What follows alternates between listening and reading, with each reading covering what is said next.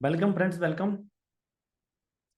आशा करता हूँ आप सब बहुत बढ़िया होंगे और अपने दिन को और लाइफ को एंजॉय कर रहे होंगे। आज की वीडियो में मैं लेके आया हूँ रियल एस्टेट इन्वेस्टमेंट के कुछ बेनिफिट्स या कौन से रीजंस हैं जिसकी वजह से हम सभी को रियल एस्टेट में इन्वेस्टमेंट करना चाहिए। सो हमेशा से मैं भी मानता हूँ और ऐसा बोला गया है कि best investment on earth is in earth, ऐसा एक कोट है। इसको मैं भी फेवर करता हूँ और मैं ये भी मानता हूँ कि रियल एस्टेट में इन्वेस्टमेंट करना सबसे अच्छा इन्वेस्टमेंट ऑप्शन है। आपको फ्यूचर में बहुत सारी बेनिफिट्स मिलने वाले हैं, फ्यूचर में आपको सिक्योरिटी मिलने वाली है। हम उन सभी को कंसिडर करते हुए क्या क्या रीजंस हैं जिसकी वजह से सबको इन्वेस्टमेंट करना चाहिए रियल एस्टेट में। एटलीस्ट एक पोर्शन अपना, ठीक है, आप दूसरे इन्वेस्टमेंट एसेट में करिए, बट कुछ एक फिक्स अमाउंट जो रहेगी, फिक्स परसेंटेज जो रहेगा, आपको रियल एस्टेट में डेफिनेटली इन्वेस्टमेंट करना है, जो कि आपको फ्यूचर में बहुत कुछ बेनिफिट देके जाएगा और आपको वेल्थ बिल्ड करके जाएगा, जो कि आप जनरेशन टू जनरेशन ट्रांसफर भी कर सकते हैं और अपनी लाइफ को, पोस्ट रिटायरमेंट लाइफ को भी एंजॉय कर सकते हैं और करंट लाइफ स्टाइल को भी अपग्रेड कर सकते हैं और एंजॉय कर सकते हैं। जंप करते हैं डायरेक्ट, हम कौन कौन सी रीजन है उसके बारे में। नंबर वन आता है हमारा high appreciation potential. Yes, real estate में बहुत ही रेयर देखा गया है कि डेप्रिसिएशन होता है किसी भी एसेट का। अगर आपने बहुत अच्छे से सोच समझ के रियल एस्टेट में इन्वेस्टमेंट किया है, थोड़ा सा मार्केट ग्रोथ को, फ्यूचर पोटेंशियल को और फ्यूचर डेवलपमेंट प्रोस्पेक्टिव को ध्यान में रखा है, देन डेफिनेटली आपने आज इन्वेस्टमेंट किया होगा, 5 to 7 ईयर्स में ऑलमोस्ट डबल हो जाता है, जो कि किसी और एसेट क्लास में इतने आसानी से पॉसिबल नहीं है। इतना हाई पॉसिबिलिटी नहीं होती है, क्योंकि बहुत बार क्या होता है, दूसरे इन्वेस्टमेंट ऑप्शंस में डेप्रिसिएशन भी होना चालू हो जाता है, जबकि रियल एस्टेट में ऐसा बहुत कम होता है। अगर आपने गलत प्रॉपर्टी में इन्वेस्टमेंट नहीं किया है, मीन्स आपने प्रॉपर ड्यू डिलीजेंस करके, प्रॉपर प्रॉपर्टी रिसर्च करके, मार्केट रिसर्च करके प्रॉपर्टी में इन्वेस्टमेंट करेंगे, डेफिनेटली आपको फ्यूचर में अप्रिसिएशन होने वाला है।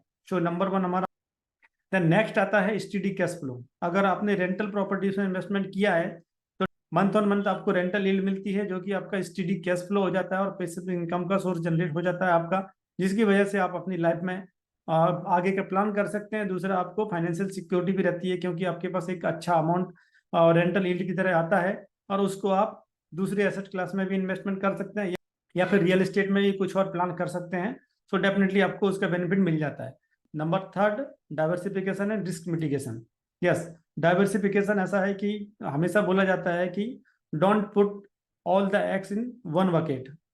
तो वही है, रियल एस्टेट में भी ऐसा ही बोला जाता है, या फिर इन्वेस्टमेंट में ये ऐसा बोला जाता है कि आपको सारा इन्वेस्टमेंट आपका एक सिंगल असेट में नहीं करना है, सिंगल चीज में नहीं करना है। अगर म्यूचुअल फंड्स में आप इन्वेस्टमेंट कर रहे हैं या फिर स्टॉक्स में इन्वेस्टमेंट कर रहे हैं, सारा का सारा आपने इन्वेस्टमेंट उसमें कर दिया, स्टॉक्स में, देन डेफिनेटली कभी ऐसा होगा कि डेप्रिसिएशन होगा या फिर किसी भी रीजन से मार्केट डाउन जाएगा तो आपका सारे के सारे स्टॉक्स डाउन जाना चालू हो जाएंगे।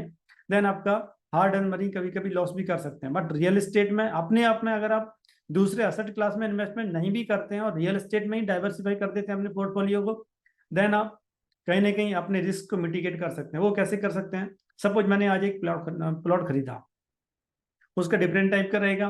देन दूसरा, मैं अगर फ्लैट में इन्वेस्टमेंट करता हूँ, किसी रो हाउस में इन्वेस्टमेंट करता हूँ, या फिर बिला बंगलोस में इन्वेस्टमेंट करता हूँ, शॉप में इन्वेस्टमेंट करता हूँ, कॉमर्शियल में अगर जाते हैं हम तो, या फिर बड़ा इन्वेस्टमेंट कर रहे हैं तो फ्लोर्स वगैरह में पूरा जो हमारा कमर्शियल फ्लोर्स रहेंगे उसमें इन्वेस्टमेंट कर देते हैं, तो डेफिनेटली क्या रहेगा, हमारा पोर्टफोलियो ऑटोमेटिकली डाइवर्सिफाई हो गया। देन दूसरा एक चीज और आती है इसमें, अगर आप एक लोकेशन पे आपको लग रहा है कि आपका पोर्टफोलियो डाइवर्सिफिकेशन प्रॉपर नहीं है, आप दूसरी लोकेशन पे भी जा सकते हैं। बट दूसरे एसेट क्लास में, स्टॉक्स वगैरह में ऐसा नहीं होता है, क्योंकि ऐसा कभी नहीं होगा रियल एस्टेट में कि एक जगह की वैल्यू अगर कहीं डाउन हो रही है या फिर स्टेबल हो रही है तो दूसरी सिटी में भी सिमिलर रहेगा, नहीं, बहुत कम होता है ऐसा। क्योंकि रियल एस्टेट में एप्रिसिएशन होता ही होता है, क्योंकि हर एरिया में अलग अलग डेवलपमेंट होता रहता है, इकोनॉमिक ग्रोथ अलग टाइप से होती है। डेफिनेटली डिफरेंट डिफरेंट तरह से आप इन्वेस्टमेंट करेंगे तो आपका पोर्टफोलियो डाइवर्सिफाई हो जाएगा और अपने रिस्क को मिटिगेट कर सकते हैं। देन आता है नंबर फोर्थ पे हमारा इन्फ्लेशन हेज। इन्फ्लेशन हेज कैसे? इन्फ्लेशन हमारा जो है 7 to 8% है और रियल एस्टेट का एवरेज ग्रोथ जो है वो 10% के अराउंड देखा गया है। सो इन्फ्लेशन को ऑटोमेटिकली बीट कर देता है। और अगर आप लॉन्ग टर्म के लिए इन्वेस्टमेंट कर रहे हैं तो डेफिनेटली आपको लॉन्ग टर्म कैपिटल गेंस भी बेनिफिट मिलता है टैक्स का।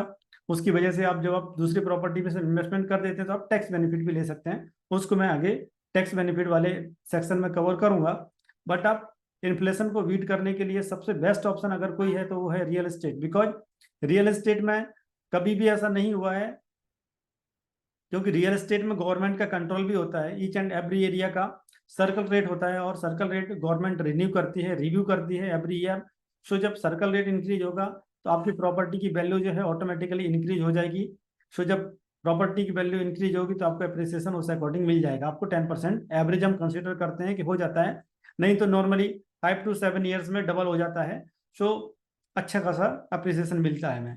देन होता है टैक्स एडवांटेजेस। टैक्स एडवांटेज कैसे ले सकते हैं? अगर आप कमर्शियल प्रॉपर्टी अगर आप रेजिडेंशियल में इन्वेस्टमेंट कर रहे हैं तो आपको टैक्स बेनिफिट मिलता है अंडर 80C एंड सेक्शन 24 के अंदर। जो कि आपने लोन लिया है उसके प्रिंसिपल और जो आपने इंटरेस्ट पे किया दोनों ही आपके नॉन टैक्सेबल इनकम में आ जाते हैं। और दूसरा, जैसा कि मैंने बात किया कि long term capital gains, suppose आपने एक प्रॉपर्टी में आज इन्वेस्टमेंट किया और उसमें इन्वेस्टमेंट करने के बाद आपने उसको 5 साल बाद बेचा, जो कि आपका प्रॉपर्टी का रेट डबल हो गया था। सो आपने जो अप्रिसिएशन अमाउंट जो मिली आपको या फिर बेनिफिट मिला, प्रॉफिट मिला, उस प्रॉफिट को आप दूसरी प्रॉपर्टी में इन्वेस्टमेंट कर देते हैं सर्टेन पीरियड के अंदर। देन आपको उस पर्टिकुलर अमाउंट जो रहेगी वो आपकी नॉन टैक्सेबल इनकम के अंदर आएगी।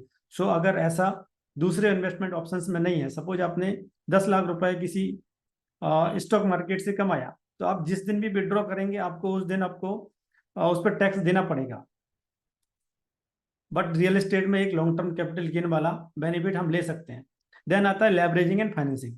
यस, लेवरेजिंग मुझे पर्सनली बहुत अच्छा ऑप्शन लगता है रियल एस्टेट में, क्योंकि इसमें क्या होता है 4x तक आप लेवरेज कर सकते हैं। सपोज आपके पास 10 लाख रुपए हैं तो आप 40 लाख 50 लाख की प्रॉपर्टी को आसानी से खरीद सकते हैं, जो कि किसी और एसेट क्लास में इन्वेस्टमेंट करने जाएंगे तो आपको लेवरेजिंग का बेनिफिट नहीं मिलता। लाइक आप बैंक को अप्रोच करते हैं कि मुझे 40 लाख रुपए का गोल्ड खरीदना है, मुझे आप फाइनेंस कर दीजिए, बैंक आपको ना बोल देगा क्लियर कट। कभी भी ऐसा नहीं होगा कि आपको बैंक बोले कि नहीं आप ले लीजिए। या फिर आप बोल दें स्टॉक्स में इन्वेस्टमेंट करने जा रहा हूँ, म्यूचुअल फंड में इन्वेस्टमेंट करना है, देन आपको कभी भी लेवरेजिंग का बेनिफिट नहीं मिल सकता है। फाइनेंसिंग ऑप्शंस अवेलेबल नहीं है अगर आप पर्सनल लोन्स को, क्रेडिट कार्ड लोन को एक्सेप्ट कर दें तो। और वो रिकमेंडेड नहीं है कभी भी आपको पर्सनल लोन लेके स्टॉक में इन्वेस्टमेंट करना। लेवरेजिंग को एक एग्जांपल से समझते हैं। सपोज मेरे पास आज की डेट में 10 लाख रुपए हैं और उन 10 लाख रुपए को मैं इन्वेस्टमेंट करना चाहता हूँ रियल एस्टेट में, और मैं लेवरेजिंग का प्रॉपर बेनिफिट लूंगा। तो लेवरेजिंग का बेनिफिट लेने के लिए मैं 40 लाख की प्रॉपर्टीज तक मैं इन्वेस्टमेंट कर सकता हूँ, बट बिकॉज मैं 4x वैल्यू कंसिडर करता हूँ। तो जब मैंने 40 लाख की प्रॉपर्टी में इन्वेस्टमेंट किया तो उसको मैं रेंट पे दूंगा, तो मैं कंसिडर करता हूँ एवरेज मुझे 15,000 रुपए मंथली रेंट मिलेगा।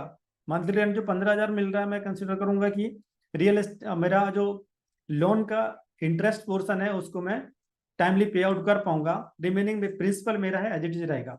सो आफ्टर 6 ईयर सपोज मेरी प्रॉपर्टी का रेट डबल हो गया, मैंने प्रॉपर्टी को सेल आउट किया 80 लाख रुपीज में, मैंने लोन लिया था बैंक से 30 लाख रुपीज, 30 लाख लोन लेके मैंने 30 लाख रिटर्न कर दिया बैंक को, मेरे पास बचा 50 लाख रुपीज।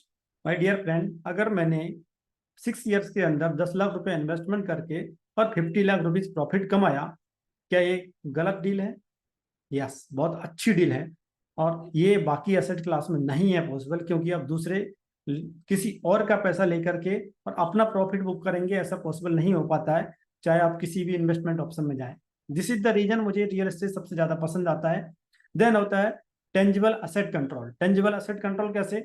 मेरी प्रॉपर्टी है, मेरा कंट्रोल है उस पर कि मैं उसकी प्रॉपर्टी को अप्रिसिएट भी कर सकता हूँ, उसका इनकम या कैश फ्लो बढ़ा भी सकता हूँ। वो कैसे कर सकता हूँ? सपोज मेरे पास एक फ्लैट है, मैंने उसको रेंट पर दे रखा है, अभी मैंने उसमें थोड़ा सा रेनोवेशन वर्क कर दिया, फोर्स अप्रिसिएशन कर दिया, उसमें फोर्स अप्रिसिएशन बोले तो रेनोवेशन वर्क कर दिया मैंने कुछ, उसमें थोड़ा सा फर्नीचर वगैरह प्रॉपर करा दिया, और मैंने 2,000-3,000 रुपये महीना भी उसमें से रेंटल ईल्ड बढ़ा दी, तो डेफिनेटली मैंने उस पर असेट पे मेरा कंट्रोल है। दूसरा, अगर मेरे पास एक घर है, उस घर में मैंने 2 रूम एक्स्ट्रा बना दिए, उन 2 रूम एक्स्ट्रा बना के उसको रेंट पे दे दिया, तो डेफिनेटली मैंने अपनी प्रॉपर्टी की जो वैल्यू है उसको भी इंक्रीज कर दिया, और मंथली रेंटल जो है कैश फ्लो उसको भी इंक्रीज कर लिया। तो इस तरह से मैं रियल एस्टेट में डिफरेंट डिफरेंट ऑप्शंस को यूज करके अपनी प्रॉपर्टी से बहुत ज्यादा बेनिफिट ले सकता हूं, जो कि किसी और एसेट क्लास में पॉसिबल नहीं है।